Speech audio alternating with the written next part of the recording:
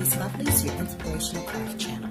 Today is March 24th, and I am coming to you for the first time in the month of March, as I've had to take a quick little break from my devotionals on YouTube here because I have agreed to co-lead a women's group Bible study group at my church, and in that study we're working on the power of a praying wife.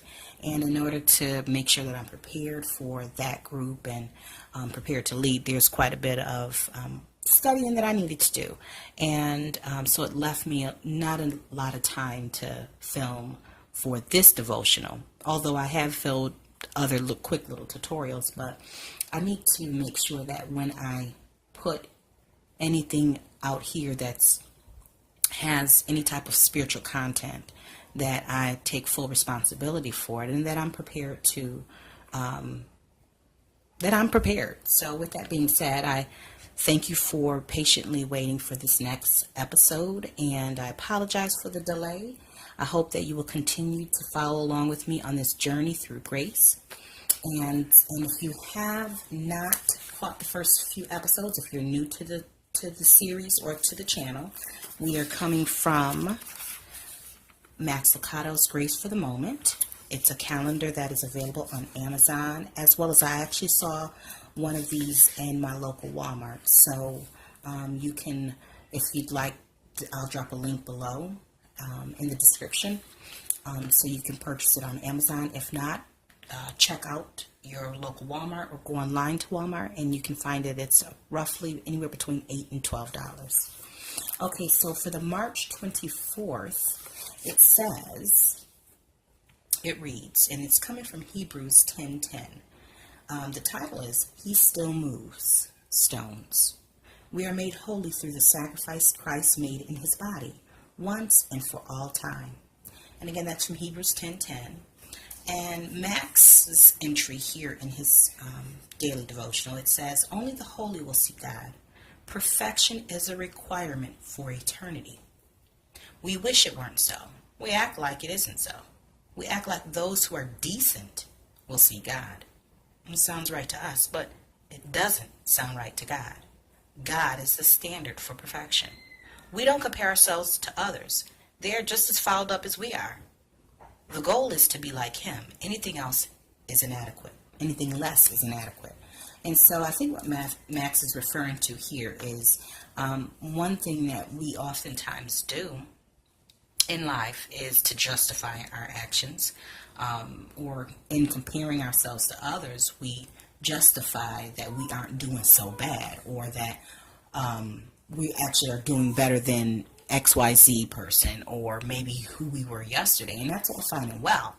But our standard for who we should be and what we should be and what we should do really is Christ. That's really the only place that we can look to model ourselves after, and to ascribe to be like, and to try and be more like in any area of our lives, whether it's in our marriage, in our family life, in our ministries, in crafting, school and work, with friends, or with our neighbors. We really should be striving to be Christ-like in all areas. And so, as he states here, perfection is a requirement for eternity. That's not something that we really want to hear. It's not something that we even want to think about. But it is something that we need to try and focus on. And so while we are not perfect here on earth, we were born of sin, or should I say into sin, because that's what this world is. With that being said, it's not easy to hold ourselves up against Christ and to look at where we fall short, but it is something that we must do in order to strive for the perfection here on earth, which, it definitely is a tall task. But I believe that God has given us the tools and the ability to make the right decisions, to honor heaven and to honor Christ in all things that we do. And so I am going to just quickly write a little couple of notes. This is from the last entry. So for today's entry, it says, He still moves stones. We are made holy through the sacrifice Christ made in his body once and for all time. We are never going to be holy by ourselves. That's not the mission. That wasn't the objective to begin with. It was done when Christ agreed to be the sacrifice for us. You know, when he hung on that cross is when the opportunity for holiness was even entered into the picture. So the cross represents, and that's Josh, of course, in the background, as usual. The cross represents our opportunity for holiness. And so this is something that we must look for and work towards, not through deeds. It's not through service. It is through what's in our heart. It's through our relationship with God. It's through our reverence of him, and the things that we've come to know about holiness.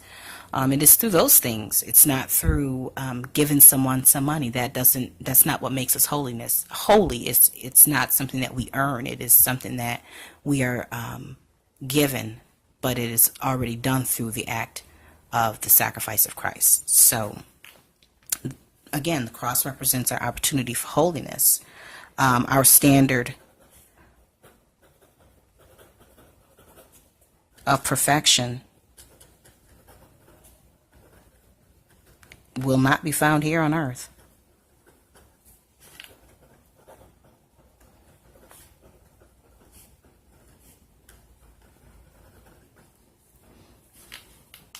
And lastly,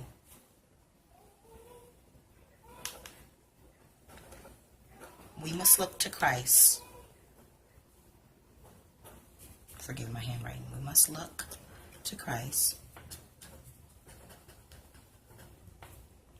for all measures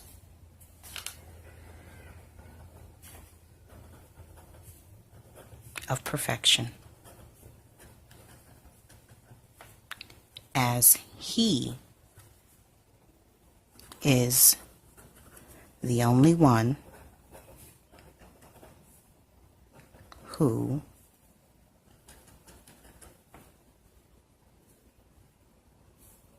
has walked this earth